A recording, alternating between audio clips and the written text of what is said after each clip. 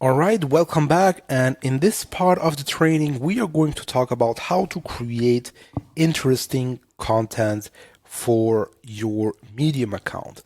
And again, this is one of the most important things when you are actually creating content online because, like truth, visibility is important. But the other thing is that if you have visibility, but your content is just, well, it's just okay, then you are not actually be able to just succeed. And obviously, in creating interesting content is actually a training for itself. But I really want just to give you enough to get started. So one of the important things that you have to actually understand when it comes to creating content on Medium, you just, have to actually think about what makes someone actually click on an article and what makes something read an article. So if we look at, let's say, on the anatomy of an article, what you have is you are obviously going to get the name, the blah, blah, and all the kind of stuff. But the most important thing is actually the title, right? So the thing is that you just have to actually get people into your article. So don't forget is that people on Medium or have, let's say, a timeline, right, with a picture and with a title and that kind of, obviously, like on Medium, it's like the picture is here, but like you get my point, right? So you still have to actually make people click and so that they can actually enter your article, they can quote unquote enter your world. And then, well, you just have to start with, with drawing them into what you want to share with them, right? So usually like you have the title and then you have here an opener, right? So like something that will keep their attention. And then you're just, going on with your article. And then at the end, you're probably going to have a call to action, etc., etc. But for the time being, like the important thing here is that you have to master like writing great titles, right? Which means that you have to understand how to how to actually appeal and how to actually talk to people minds, right? This is actually what a headline is. So the job of a headline is actually to make people click on it, right? To just make them read the next sentence. This is the only thing. So let's say when you have, let's say, some kind of headlines where they already give away what you're going to give them in the article, like you just have a bad headline. Let's say, how many times do I see on Medium, let's say, headlines that say, well, being consistent actually helped me to grow my Medium following. Well, okay, cool. Like I know I have to be consistent. Thank you very much. What's the next thing, right? So on another, like on the other hand, let's say if you just add some curiosity, some mystery to it. Let's say this simple habit helped me grow my Medium audience from 0 to 355,000 as an example. Well, what is this thing, right? What is, like, you have to just talk to just to play with curiosity and mystery. And one of the strongest humans incentive is actually curiosity, right? So if you actually want to become a master of headline, you just have to master the art of curiosity, right? So some things, instead of just giving away what you are actually sharing in the article, you just have to flip it in such a way that it actually piques their curiosity and they just want to know exactly what you're talking about. So as an example, let's just do some real life examples here. So let's assume you just want to share a tip about how actually you lost, let's say 5 pounds using, let's say, the keto diet, right? You can actually write an article with like how I've lost five pounds in 39 days using the keto diet, but this is actually quite of boring, right? So we know already what it is. But let's say how like I'm not an expert, but I think that keto has something to do with let's say for eating more fats, that kind of stuff. So like kind of a curiosity piquing statement could be like how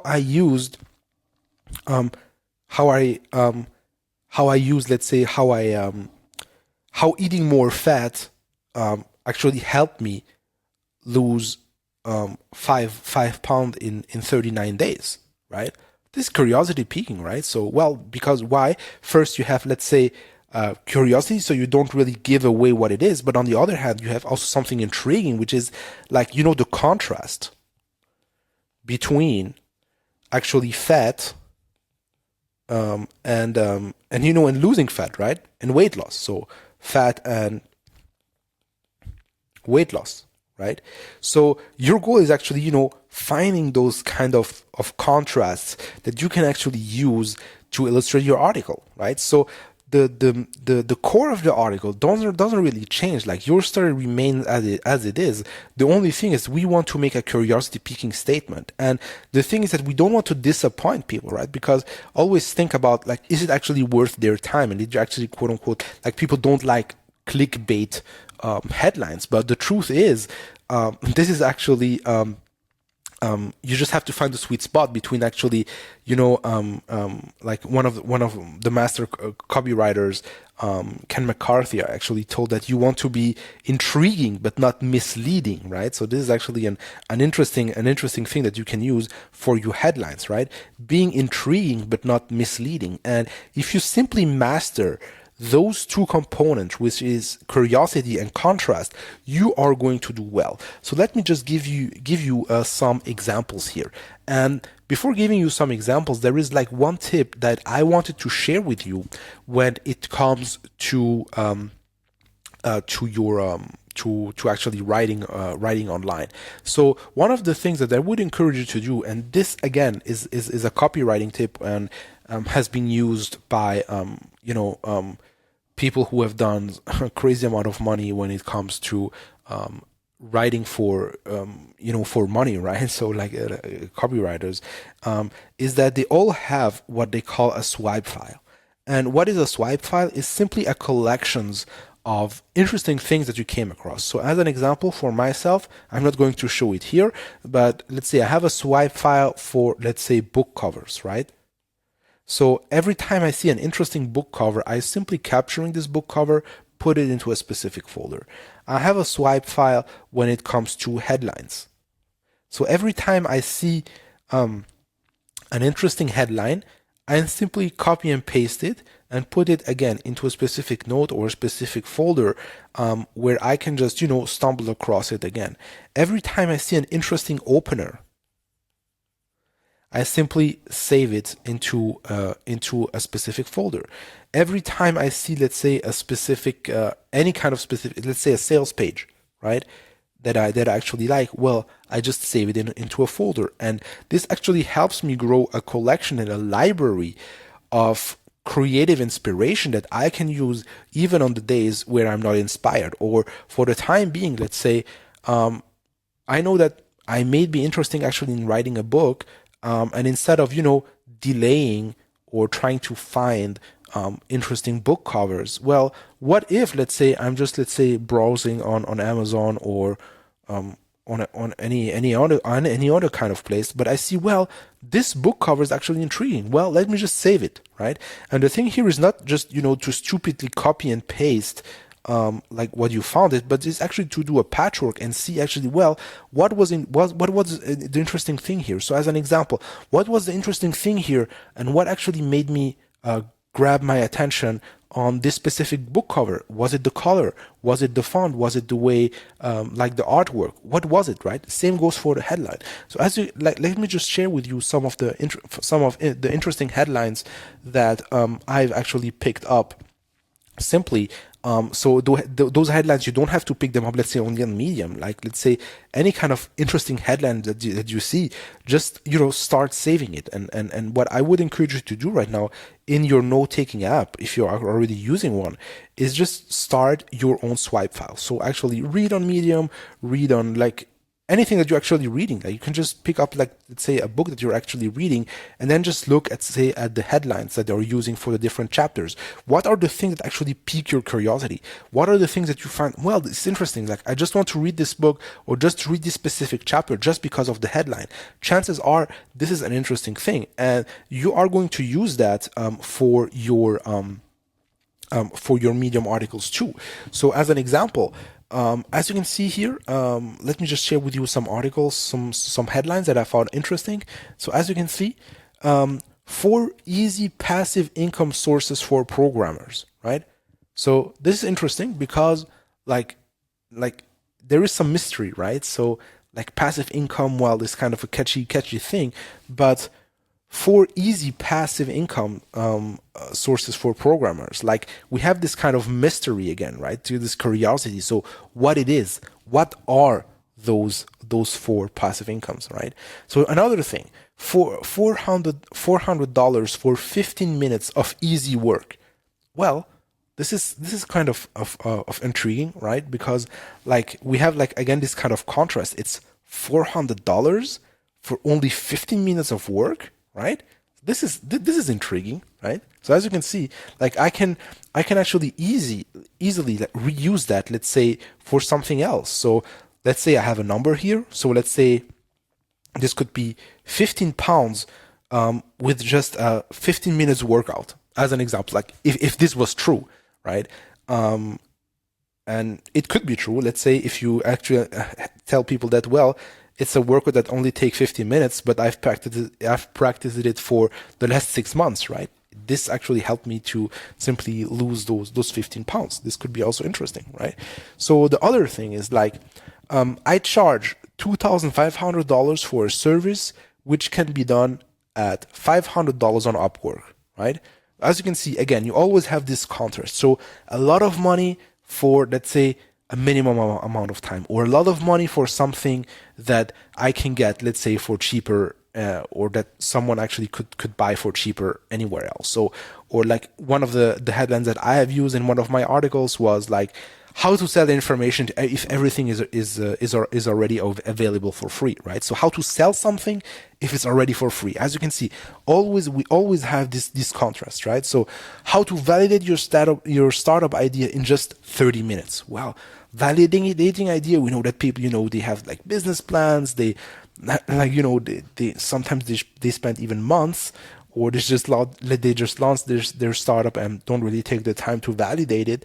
But here, well, how can I validate a startup idea in just 30 minutes? Again, you have this kind of contrast. So a hard task, but done in only 30 minutes, right? Or how can I validate my product idea with just a $15 budget on Google AdWords? Well, like how can I do that, right? So like I certainly don't want to spend a lot of time in developing a new product, and if I can just use $15 and spend on Google AdWords, or just in one afternoon browsing on Reddit, well, this, like, I'm all in. Just teach me, tell me how to do it, right?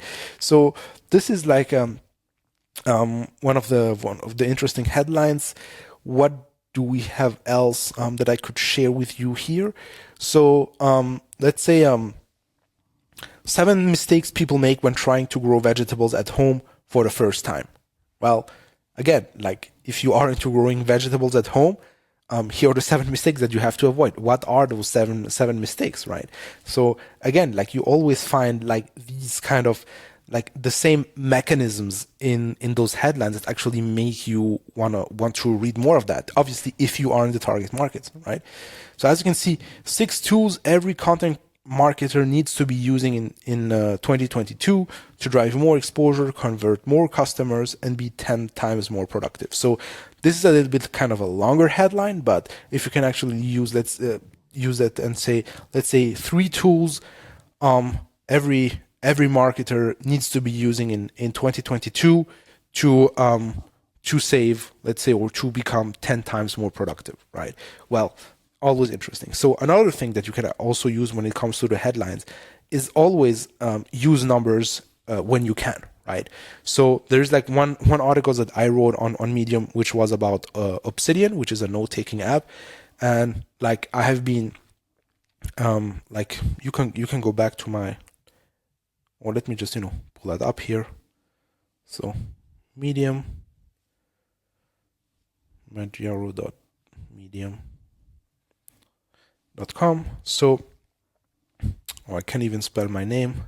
Sorry for that. So let me just go back here. So If we go back here, it is here. As you can see, I used Obsidian for 224 days. Here's what happened, right? Well, if you're not into Obsidian, into that kind of stuff, well, this actually don't appeal to you. But the thing is that, well, let's say I've been following the keto diet for 356 days. Here's what happened. Well, did you become fat like a whale, or did you lose your weight, or what happened? Like, what is the thing? Well, as you can see, some kind of intriguing things. Or asking questions. As you can see, do you really need a Zettelkasten, or is it just the latest productivity gimmick, right? So again, like controversy, right? Just, use this contrast. Well, is it really the great thing, or is it just, another scam? So let's say, is this new diet, or is the keto diet, or is intermittent fasting really a alleged way to lose weight, or is it just, let's say, the latest hot thing, or the latest scam, or whatsoever, right? So, trying to actually understand like what people are struggling with. So this is like actually a very simple thing that you should actually implement when it comes to creating better headlines. It's simply like you just have to master actually those two things, right? The curiosity and the contrast, and then add to this some specificity, numbers, a specific specific time frame, specific amount of money. Like, obviously it depends, right? If you're teaching people, I don't know, like how to grow a garden, like for under $50 or something like this, right? You just have to adapt it to your niche, right? But those are actually the two things in order just to start creating great headlines, right? So as I told you, create a swag file. Start actually implementing curiosity, contrast, and 3, specificity, right? So let's say using numbers, using specific time frames. So let me just write that down. So numbers,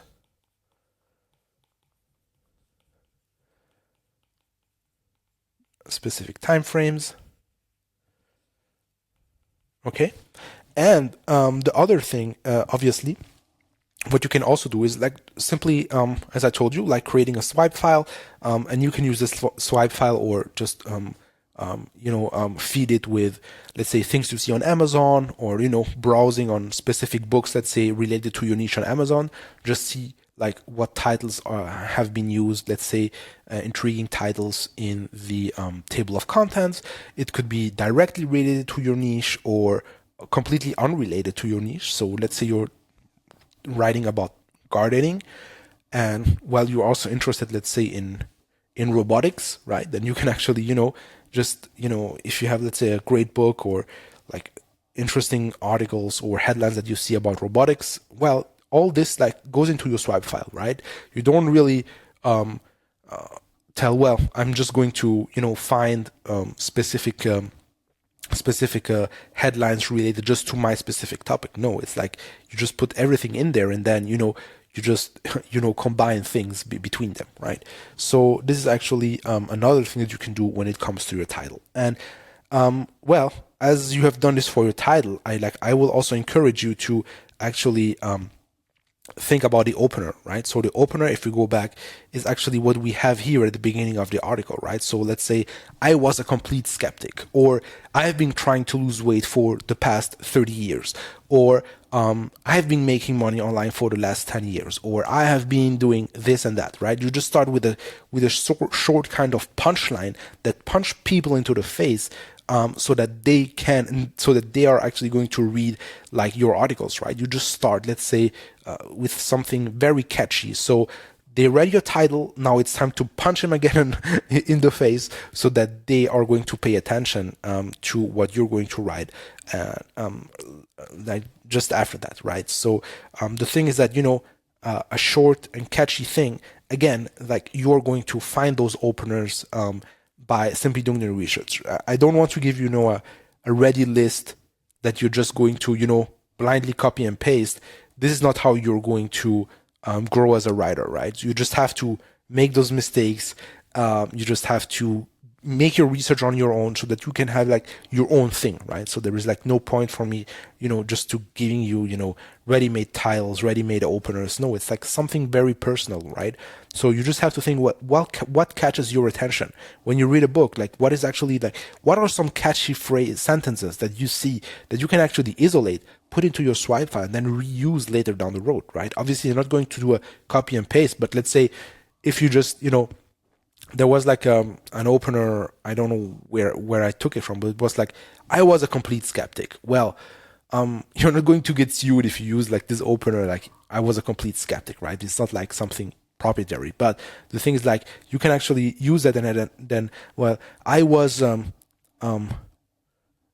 have been overweight for 35 years, right? Or I have been suffering from XYZ for the past 7 years, or I have done this or that, or I counted this or that problem for blah, blah, blah. Okay. So I have been actively searching for a solution for blah, blah, blah. Or I've been taking Nokin for 10 years. And I was never satisfied with how I've done or how I've dealt with this and that. Right. So you just start with a strong opener. And again, like, the more you're going to read great stuff, the more you're going to actually pull out your antenna to actually catch those openers, the better you're going to succeed, right? So this is actually like a simple yet effective exercise.